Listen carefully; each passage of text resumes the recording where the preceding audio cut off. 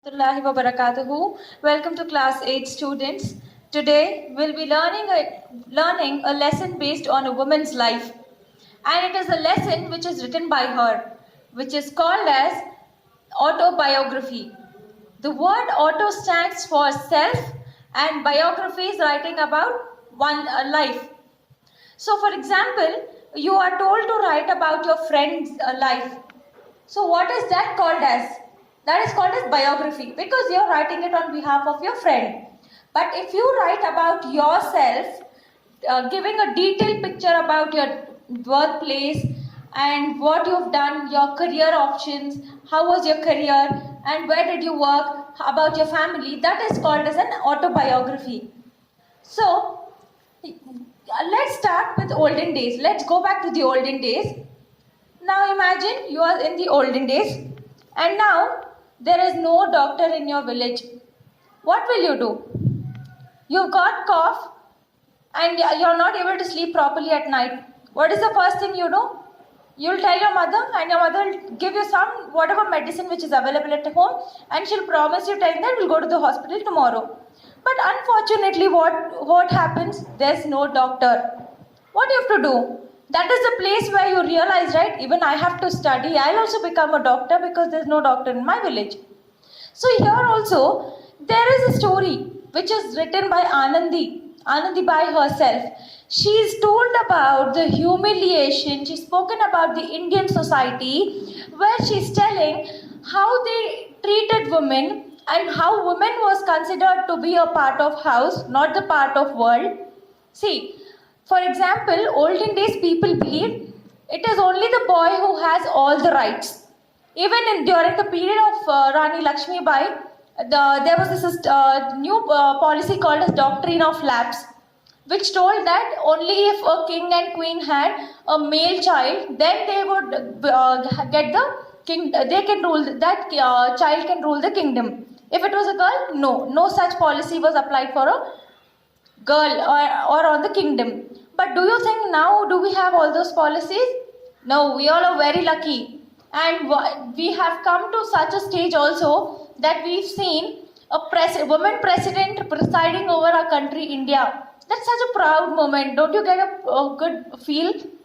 Because, see, even in sports, Sania Mirza, and all, Nehwal, all these women are proactively participating in every field. So now it is our turn to read this lesson, understand this lesson and get inspired by this and try to become something in life and be unique in what you're becoming.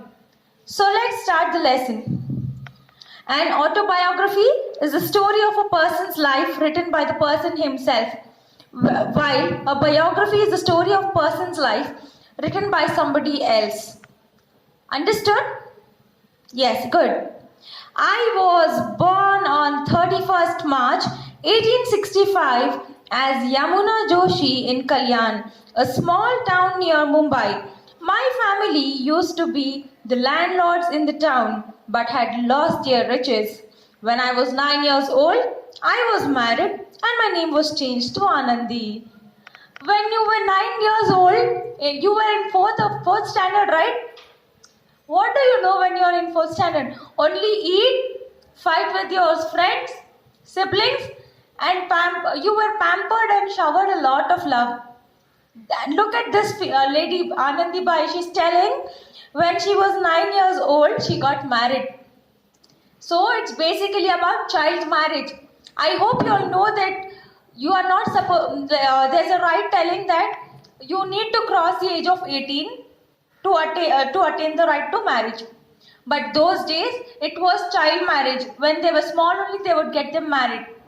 By God's grace and by the efforts of all the people who wrote the constitution and fought for several rights, have come to a conclusion that until you don't cross your age of 18, you'll not be eligible to get married.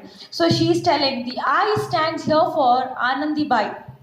She's telling she was born on 31st March and in the year 1865. What do you understand by as Yamuna Joshi? Yes, she's telling that her father named her as Yamuna Joshi. and she was born in Kalyan. Kalyan is a place which is nearby to Mumbai.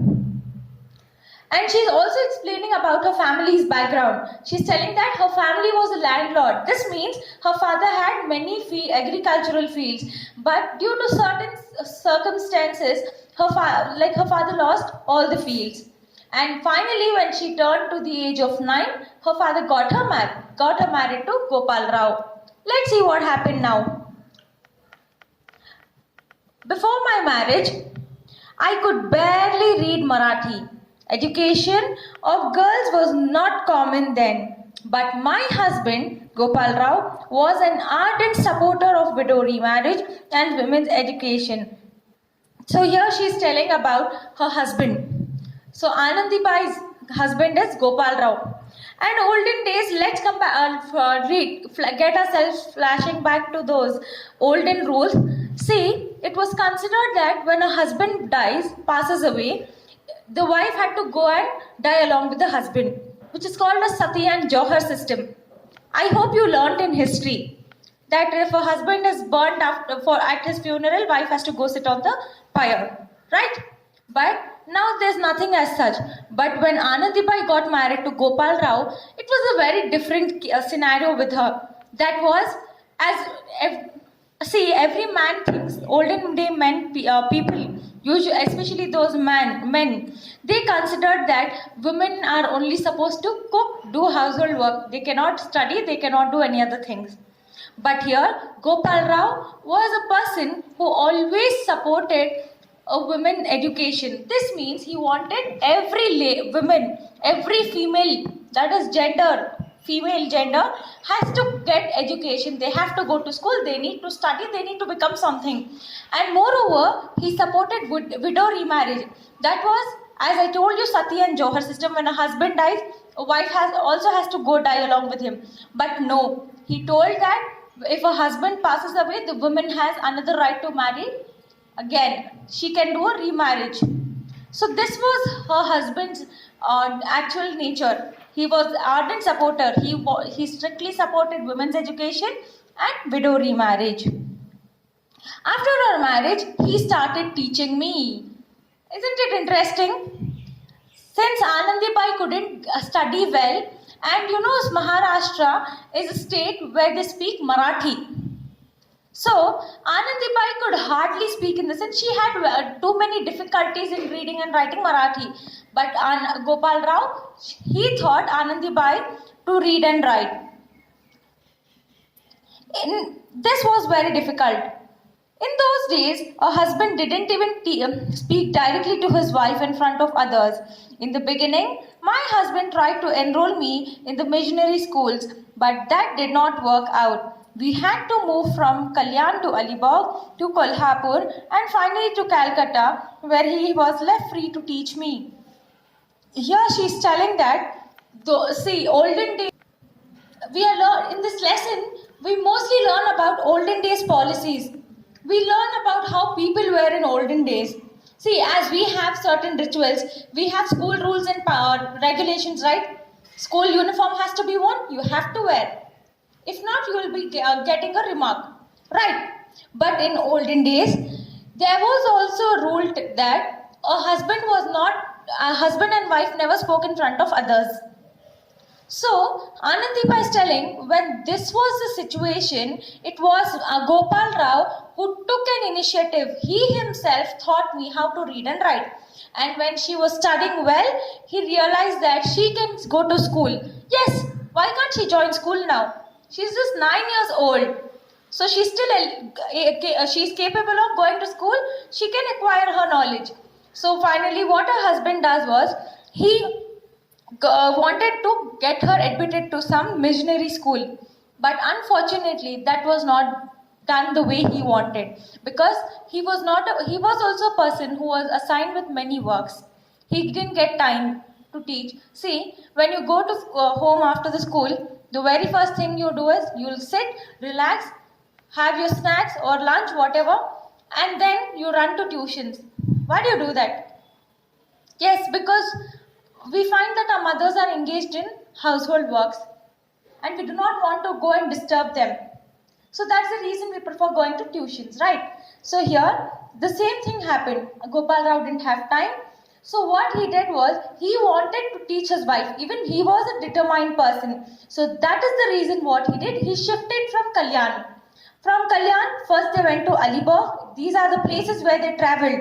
Again, that in Alibagh also they couldn't stay for a long time. Again, they went to Kolhapur, and in Kolhapur also they didn't have time to study. So finally, what Gopal Rao did was, he took Anandibai to Calcutta. And in Calcutta, he had more time to sit and teach Anandibai.